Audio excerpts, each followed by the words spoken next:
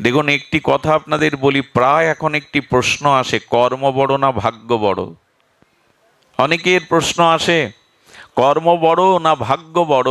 কেউ কর্মবাদীগণ বলেন কর্মই পুরুষার্থ, কর্মের দ্বারাই সব পেতে হয়। আবার কেউ বলেন কর্ম করেও কি হবে, যদি ভাগ্যে না থাকে তো আমি পাবো। এর সমাধান কি? কে বড়, কর্ম নাকি আমাদের ভাগ্য?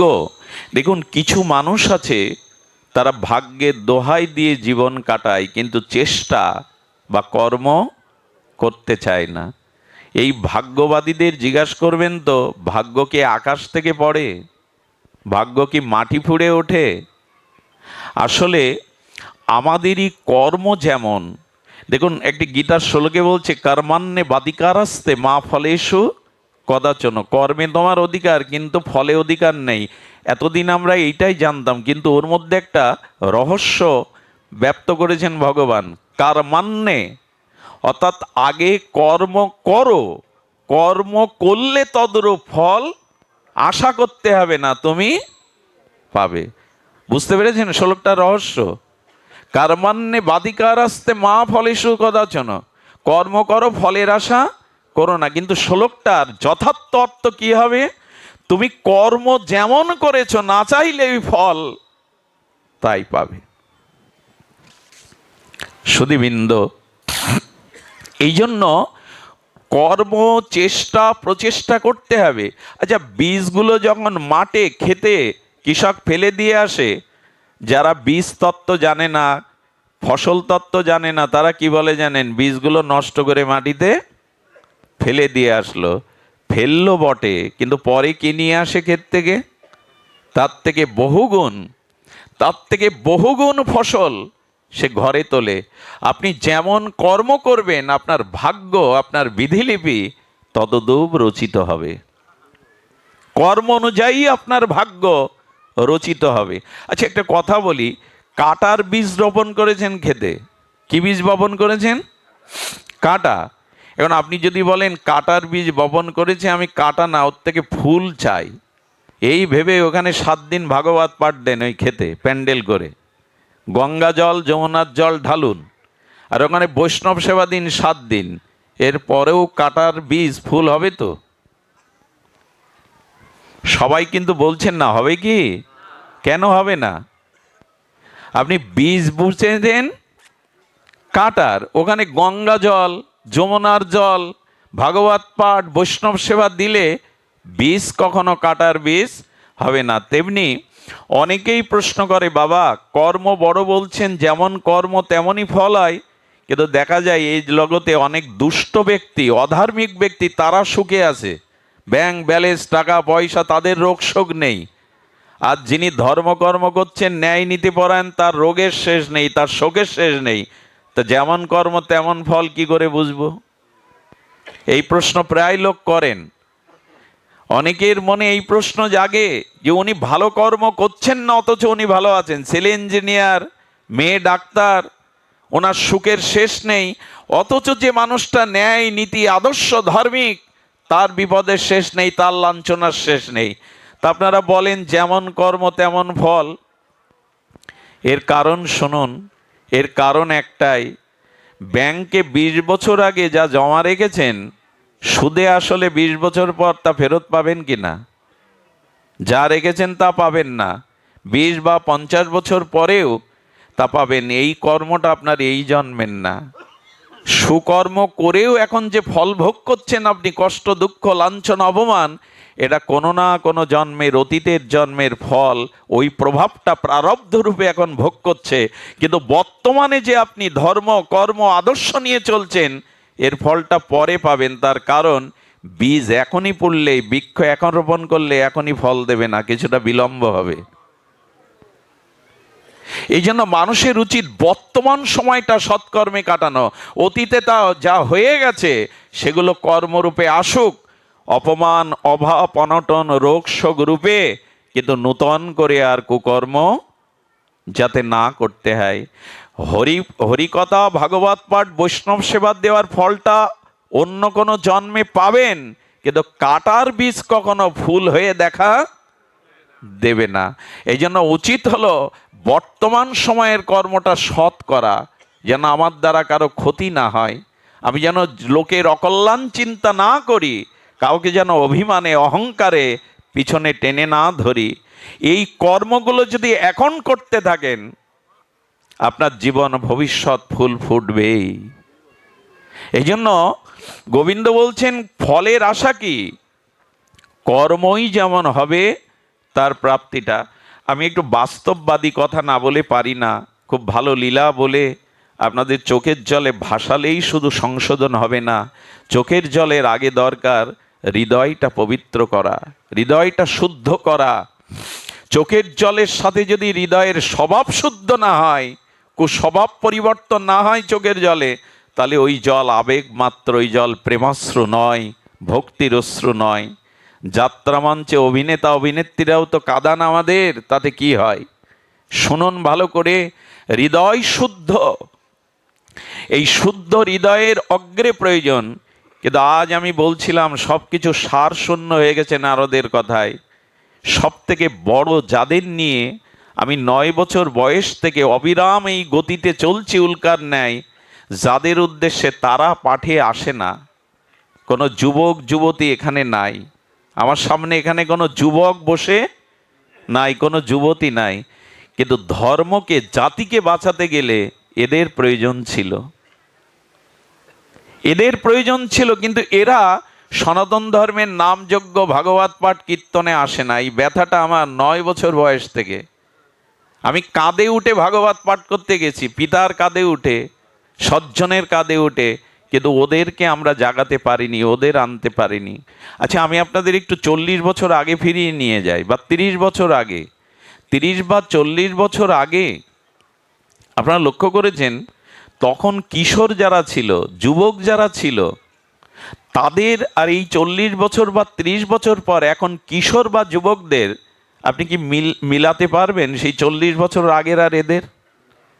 আপনার কৈশোরটা, আপনাদের যৌবনটা যেভাবে কেটেছে, এখন কিশোর বা যুবকদের সেভাবে চলছে কি? নিশ্চয় না। পরিসংখ্যান বলছে সেভাবে না। এই পরিবর্তন 30-40 বছরে কেন এতটা তাদের এই বিমুখতা? তারা ড্রাগে আসক্ত হচ্ছে বিশ্ববিদ্যালয়ে পড়ে। হেন কাজ নেই যে কিশোর গ্যাংরা করে ফেলছে না, যা তা করে ফেলছে তারা। সমাজের যা কিছু চিত্রপট, বার্তা, সংবাদ, যা কিছু পরিস্থিতি, এই কিশোর যুবকদের এই পরিণতির কারণ কি? কারণ যদি বলি, একটি কারণ শুনুন, এর থেকে একটা সমাধান আছে। একজন যাজ্ঞিক ব্রাহ্মণের পুত্র, ঘরে সুন্দরী সতী স্ত্রী আছে, পুত্রকন্যা আছে, আর তিনি যজ্ঞ করেন। পিতা যাজ্ঞিক ব্রাহ্মণ উপবিদধারী, তিনি যজ্ঞের কাঠ নিতে গিয়ে জঙ্গলে এক পতিতা বেশ্যার সাথে এক পরপুরুষের একটি অশ্লীল দৃশ্য দেখেছিলেন।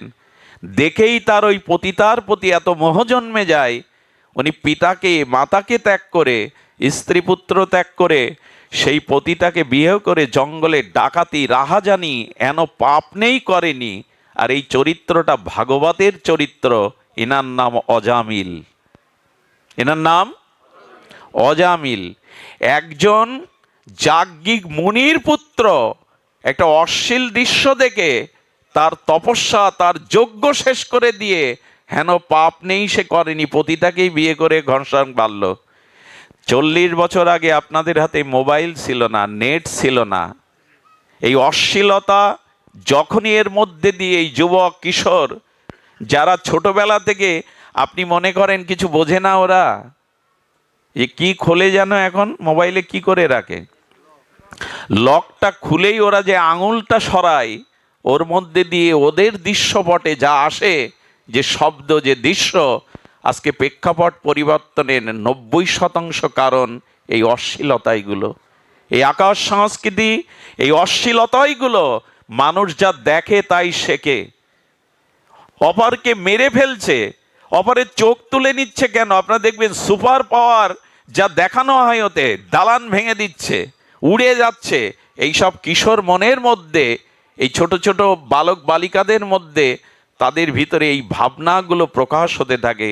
এই অশ্লীলতাইগুলো, আকাশ সংস্কৃতিগুলোই, এই বিরূপ সংস্কৃতিগুলোই আজকের দিনে রবীন্দ্রনাথ হারিয়ে গেছে, বঙ্কিম হারিয়ে গেছে, শরৎচন্দ্র হারিয়ে ফেলেছে আমরা।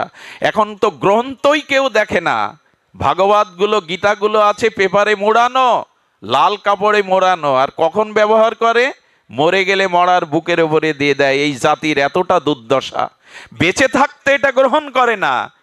এদের হাতে যেটা তুলে দিয়েছেন, এদের আগামী 10 বছরে সমাজ ব্যবস্থা ভেঙে চুরে খানখান হয়ে যাবে। মোবাইল বন্ধ করে দেবেন, ওদের হাতে দেবেন না, এটা সমাধান নয়। সমাধানটা নিন। সমাধানটা হলো আকাশ থেকে বৃষ্টি পড়ছে, বৃষ্টি আপনার কাঙ্ক্ষিত নয়, ফসলের, জনজীবনের ক্ষতি করছে, বৃষ্টি বন্ধ করতে পারবেন? তাহলে কি করবেন? ছাতা ধরুন। বৃষ্টি বন্ধ করা যাবে না, ছাতা ধরুন। ওই সন্তানদেরকে ছোটবেলার দ্বারা, বাড়িতে ধর্ম চর্চার দ্বারা, প্রার্থনা সংকীর্তনের দ্বারা, গীতা ভাগবতের বাণীর দ্বারা সংস্কার গড়ে তুলুন। বৃষ্টি বন্ধ করার দরকার নেই, ছাতা ধরতে শেখান। এর মধ্যেও কি করে নিজেকে রক্ষা করা যায়, এই আদর্শটা পারিবারিকভাবে দিন। শুধু মন্দিরে নয়, আসরে নয়, বাড়িতে এই ধর্ম অনুশীলন, বাড়িতে অন্তত সপ্তাহে একদিন পাঠ হওয়া উচিত। প্রতিদিন যদি না হয়, স্বামী স্ত্রী মিলে পাড়ায় যে মানুষটা পাঠ করতে পারে তাকে দিয়ে একদিন পাঠ দেবেন। আজকে এইখানের পরিবেশটা দেখুন, এখানে অনেক ধনীজন, মান্যজন, বিদ্বানজন, বিদগতজন আছেন। এখানের পরিবেশের দিকে তাকিয়ে দেখুন, এখানে অসৎ চিন্তা করার ক্ষমতা হারিয়ে ফেলবে মানুষ। এই পরিবেশের মধ্যে আসলে মানুষের মন অন্তত কিছুক্ষণের জন্য সৎ ভাবনার, সাত্ত্বিক ভাবনার উদয় হবে। বাড়িতে অন্তত সপ্তাহে একদিন বউ ছেলে মেয়ে সবাইকে নিয়ে পাঠ দিন। সকাল সন্ধ্যা করতাল খোল বাজিয়ে একটু হরিনামের ব্যবস্থা করুন। একে অপরকে, ছোটরা বড়দেরকে প্রণাম করতে শেখান। এই জিনিসগুলোই ওদের ছাতা ধরতে শেখাবে। বৃষ্টি বন্ধ করে লাভ নেই, ও পারবেন না আপনি। ছাতা ধরতে শেখান। কই সেই অনুশীলন? সেই অনুশীলন আমাদের কই? অবাক হয়ে যেতে হয়, জামাই বাবুর সাথে শালিকাকে মা তার ছোট মেয়েকে সাজিয়ে গুজিয়ে বলে সিনেমায় যা, মেলায় ঘুরে আয়, অথচ বাপ মা ভাগবতে যুবক যুবতীদের আনে না, হরিকথাতে আনে না। এখানে এই হলো দুর্দশা। এই জাতির কি করে অন্ধকার ঘুচবে আমি জানি না, তবে বাড়িতে ভাগবত চর্চা, শাস্ত্র অনুশীলন শুরু করুন। বাইরের যে আবহাওয়া তা কিন্তু টেনে হিস্ট্রে নিয়ে যাবে আপনার ঘরের সন্তানকে সর্বনাশ করার জন্য, আপনার ঘরের লক্ষ্মী সরস্বতীকে বিনষ্ট করার জন্য কিন্তু টেনে নিয়ে যাবে। সেই আকর্ষণের জাল চারিদিকেই বিস্তার করা আছে। ঘরে আধ্যাত্মিক অনুশীলন করুন। কটা হিন্দুর ঘরে মায়েরা ভোরে মঙ্গল আরতি দেন? ৫% হিন্দুরা ভোরবেলা মায়েরা মঙ্গল আরতি দেয় না। তো সেই ঘরে অমঙ্গল ঢুকবে না তো কি ঢুকবে? যেখানে মঙ্গল আরতি নেই ভগবানের, সেখানে কি ঢুকবে? আর আমাদের যে দুর্দশার শেষ নেই। অনুষ্ঠানগুলো লাইট, প্যান্ডেল, গান বাজনা, এই রাজসিকতা কোথায়? সংস্কৃতি চর্চা কোথায়? সুস্থ ভাগবত চর্চা কোথায়? যেরা জাগবে। একদিন কালী পুজো তো 3 দিন 3 নাইট যাত্রা, 3 নাইট গানের কনসার্ট। মার সামনে এইসব করার কথা আছে চণ্ডীতে, ভাগবতে? আজ আমরা সেগুলোই করছি, আর তাই নিয়ে আনন্দ করছি। একবার দুর্গা পূজায় আমি পাঠ করতে গিয়ে দেখি 500-700 লোক রাস্তার পাশে দাঁড়িয়ে হাততালি দিচ্ছে। কি দেখছে জানেন? ড্রাইভারকে বললাম, ভাই একটু গাড়ি রাখুন তো, এখানে কি হচ্ছে? দেখলাম একটা ছোট্ট বাচ্চাকে অদ্ভুতভাবে বিকিনি পরিয়ে, কুসজ্জা দিয়ে, আর ওই বক্সের ডিজের গান দিয়ে, অশ্লীল গান দিয়ে নাচানো হচ্ছে, আর তার পিতার বয়সী, মায়ের বয়সী মায়েরা হাততালি দিচ্ছে তার ওই অশ্লীল নাচ দেখে। আর এগুলো আমদানি হয় সিরিয়াল থেকে। আমাদের পশ্চিমবাংলার যে গানের কনসার্টগুলো হয় না, ছোট, আচ্ছা কাঁঠালকে যদি জোর করে পাকান, কাঁঠালকে যদি জোর করে অসময়ে পাঠান, সেটা স্বাদ হবে? যে বয়সে যেটা জানার দরকার তার থেকে অধিক পরিমাণে জেনে যাচ্ছি আমরা। যার যে বয়সের যে স্বভাব, তাকে চাপিয়ে দেয়া হচ্ছে এই সংস্কৃতির নামে, এখন তার অবস্থা কি হবে? এসব কথা শুনতে আপনারা আসেননি, কিন্তু বলছে এই কারণে, এই ভাগবত অনুষ্ঠান থেকে যদি আমরা গৃহে কিছু ফিরিয়ে না নিয়ে যেতে পারি, আমাদের স্বভাবে যদি একটি স্বভাবও নিয়ন্ত্রিত না হয়, তবে এই ভাগবতের অর্থ কি দাঁড়ালো? এই ভাগবতের সার্থকতা কি দাঁড়ালো? যদি আপনি ভাগবত এসেছেন এখান থেকে যদি নূতন চেতনা, নূতন ভাবনা নিয়ে ফিরে না যান, তাহলে হলোটা কি? সুধীবৃন্দ, এই জন্য কথাগুলো বাড়ি গিয়ে মনন করবেন। ভাগবত শ্রবণ করে মননের কথা বলা আছে। গাভীগুলো সারাদিন লতাপাতা তৃণ খায়, ওরা ওই সময় খায় না, গলৎকরণ করে। গাভীগুলো কি করে? তৃণ, ঘাস সারাদিন ধরে গলৎকরণ করে, খায় না। খায় কখন জানেন?